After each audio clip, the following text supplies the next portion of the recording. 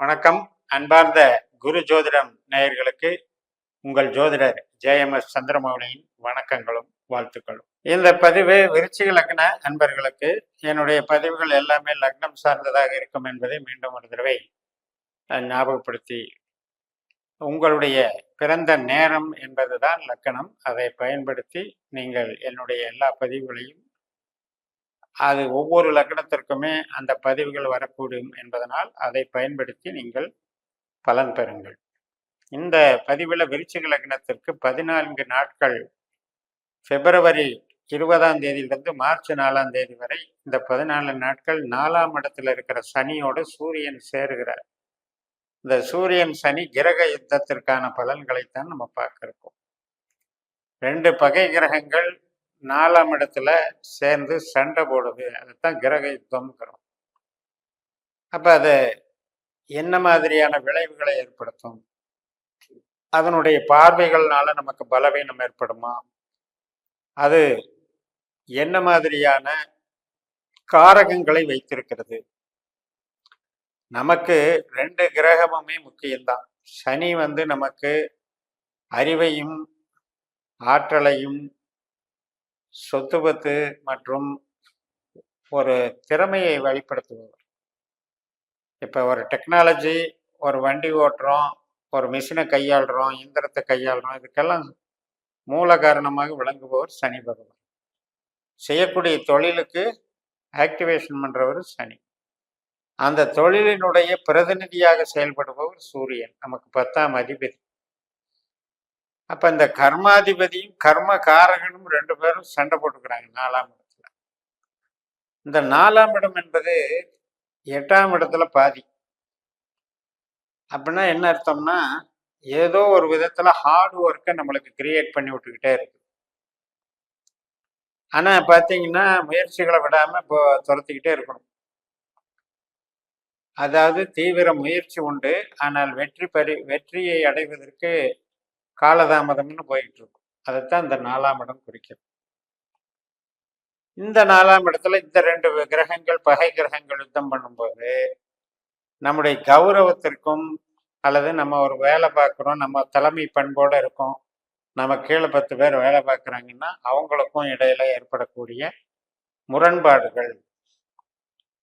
இல்லை வீட்டில் இருக்கேன் சார், நான் வீட்டில் சொந்த பந்தத்துக்கிட்ட ஏற்படக்கூடிய முரண்பாடுகள், அவங்களுடைய வீட்டில் தந்தை மகனுக்கு இடையில ஏற்படக்கூடிய முரண்பாடுகள். இப்படி இது வேலை செய்யறதுனால நம்ம இதனுடைய தன்மையை புரிஞ்சுக்கிட்டு சில விஷயத்தை விட்டு கொடுத்து போயிடணும். அதாவது பிரஸ்டீஜ் அப்படிங்கிறது 10ஆம் இடம், டிக்னிட்டி. நம்ம ஒரு அந்தஸ்தை நம்ம விட்டு கொடுக்க மாட்டோம். ஆனால் அந்த சூரியன் வேறொருத்தர் வீட்டில், பகை வீட்டில், சனி வீட்டில் போய் அவரு என்னதான் ஒளி கிரகமாக இருந்தாலும் இருக்கிற இடத்துல டிஸ்டர்ப் ஆகிறாருங்கும் போது அந்த டிக்னிட்டியும் அந்த ஆதிக்க பலமும் கொஞ்சம் குறையத்தான் செய்யும். அதனால நம்ம என்ன பண்ணணும்னா, விடாமுயற்சியை கை கொண்டு போய்கிட்டே இருக்கலாமா ஒழிய இது நமக்கு நெகட்டிவ் தான் அப்படின்னு எடுத்துக்க வேண்டிய அவசியம் இல்லை. அதே நேரத்தில் நமக்கு சீக்கிரம் முடியாதுங்கிறதையும் இது அறிகுறி காட்டுது. ஒரு விஷயம் எடுத்த முடிச்சோன்னு நம்ம முடிக்க முடியாது. அதாவது ஒருத்தருக்கு ஒருத்தர் முரண்பாடுன்னா இங்க என்ன நடக்கும்? விவாதம் நடக்கும், வேலை நடக்காது. அப்ப விவாதம் நடந்துகிட்டே இருந்தா என்னன்னா வேலை கெட்டு போகும். அப்ப நீங்கள் உற்பத்தி சார்ந்த துறையில இருந்தாலும் சரி, ஒரு நிறுவனத்தினுடைய பொறுப்புல இருந்தாலும் சரி, உங்களுடைய சொந்த தொழிலாகவே இருந்தாலும் சரி, இந்த 14 நாட்கள்ல எதிர்ப்புகளிலிருந்து சமாளித்து பழகிக்கொள்ள வேண்டும். அதை ஒரு கணக்கு வச்சுக்கணும். இப்போ ஒரு கட்டடம் நடக்குது, அந்த கட்டட தொழிலாளர்கள்கிட்ட நமக்கு ஏதாவது பிரச்சனையா? அதே மாதிரி ஒரு சொந்த பந்தத்துல ஒரு நிகழ்வு நடக்குது, அவங்க கிட்ட அணுகுமுறையில பிரச்சனையா? இப்படி நம்ம அதை அனுசரித்து பார்த்துக்கணும். ஆனால் நமக்கு இந்த காலகட்டம் செவ்வாயினுடைய பலம் நம்மளுக்கு ஒரு நல்ல ஒரு பலத்தை கொடுக்கறது. செவ்வாயினுடைய பலம் எந்த விதத்துலையும் நம்மளை வீழ்ச்சி அடையாமல் பார்த்து ஒரு கம்யூனிகேஷன் ஸ்கில்லை வளர்த்து விட்டுரும். வெளிநாடு தொடர்பு, புதிய நபர்கள் சந்திப்பு, மார்க்கெட்டிங் ஸ்கில்ஸு, மேனேஜ்மெண்ட் ஸ்கில்ஸு, இதுக்கெல்லாம் டெவலப்மெண்ட் பண்ணி கொடுத்தோம். தைரியம், தன்னம்பிக்கை பெருகிட்டு இருக்கும். அதனால நமக்கு இதனுடைய சஞ்சலம் பெருசா பாதிச்சிடாது. பட் இதெல்லாம் சுச்சுவேஷன்ல இருக்குங்கிறத ஒரு அண்டர்ஸ்டாண்ட் பண்ணிக்கிட்டு இந்த நாட்களை நம்ம கடந்து போயிட்டாலே நமக்கு இது பிரச்சனை கிடையாது. இந்த 14 நாள் தவிர மற்ற நாள் வந்து அந்த பாதிக்காது. சூரியன் வந்து 30 நாட்கள் கும்பத்துல இருக்கிறாருன்னு பேரு தான். ஆனா இந்த சனி போற நட்சத்திரத்துல சேர்றது தான் உண்மையான இந்த கிரக சேர்க்கை அப்படிங்கிறத நட்சத்திர சூத்திர முறை. எல்லாமே நட்சத்திரங்கள் தான் செயல்படுகின்றன.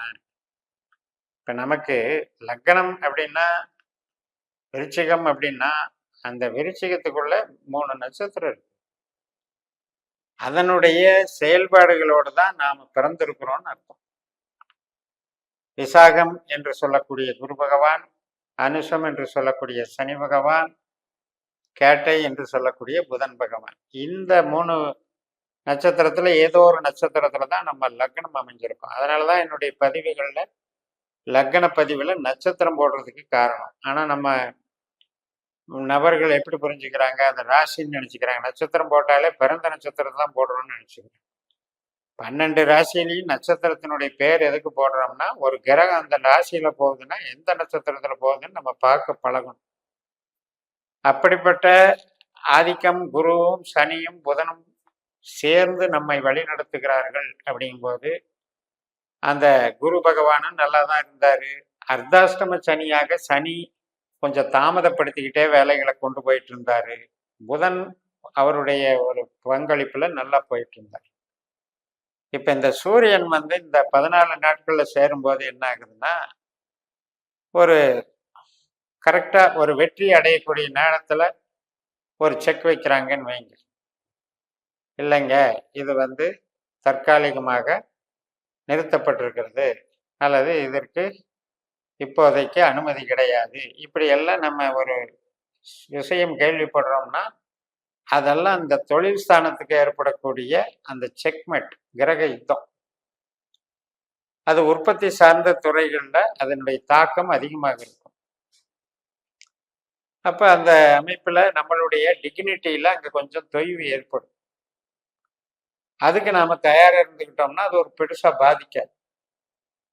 இப்போ ஒரு டீம் ஒர்க்கு, அந்த டீம்ல நம்ம பேச்ச கேட்டுக்கிட்டே ஒரு ஒர்க் பண்ணவங்கெல்லாம் திடீர்னு ஒரு எதிர்ப்பு கிளப்பி நம்மளை வந்து ஒரு மட்டம் தட்டி ஒரு டிகிரேட் பண்ணி அவங்களுடைய கருத்தை திணித்து நம்மளை அவமானப்படுத்துறாங்க அப்படின்னா, நமக்கு அந்த இடத்துல பவர் இருந்தால் தான் வெளியே வர முடியும். அந்த பவர் இல்லாத போது என்ன பண்ண முடியும்? உள்ளுக்குள்ளேயே புழுங்கிக்கிட்டு அட்ஜஸ்ட் பண்ணிட்டு இருப்போம் பார்த்தீங்களா? அந்த கணக்கு வந்து இந்த 14 நாட்களுக்கு தான். அதை வந்து கேர் எடுத்து சரி பண்ணிக்கோங்க. அதே போலதான் உறவுகள், தாயான உறவு, தந்தை உறவு எதா இருந்தாலும் தேவையில்லாத ஒரு முணுமுணுத்தல் பண்றது, வதந்திகள், அதை வந்து புறம் பேசுறதுன்னு சொல்றது, இது மாதிரியான விஷயங்கள்ல கவனம் செலுத்தா போயிட்டாலே உங்களுக்கு இந்த நாட்களை கடந்து நன்மைகளை பெறலாம் என்று கூறி நிறைவு செய்கிறேன். இந்த சேனலை சப்ஸ்கிரைப் பண்ணி ஷேர் பண்ணுங்க. உங்கள் தனிப்பட்ட ஜாதக பலாபலன்களை என்னுடைய வாட்ஸ்அப் நம்பரில் தொடர்பு கொண்டு பலன் பெறுங்கள்.